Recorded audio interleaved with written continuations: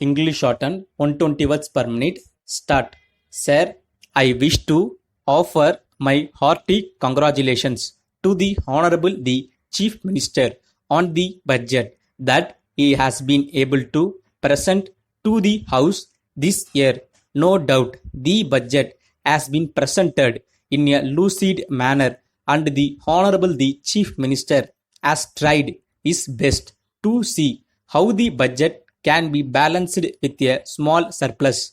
In spite of that, I am afraid that the budget does not stand the test of how far he has been able to give permanent relief to the poor in this state. I am afraid the Honorable the Chief Minister has adopted the policy that has been pursued in the past.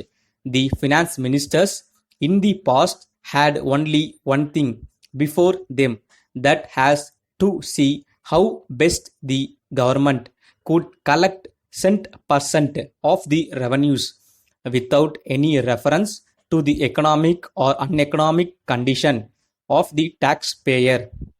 They did not take into account the fact that the condition of the agriculturist was becoming worse and worse day after day. When they prepared the budget, the Honorable the Chief Minister has not taken into account the condition of the people from whom the tax is to be collected. The Honorable the Chief Minister is responsible to this House like every other minister. The government have not taken into account the condition of the people in this state, namely whether they are in a position to pay the taxes or not. Stop.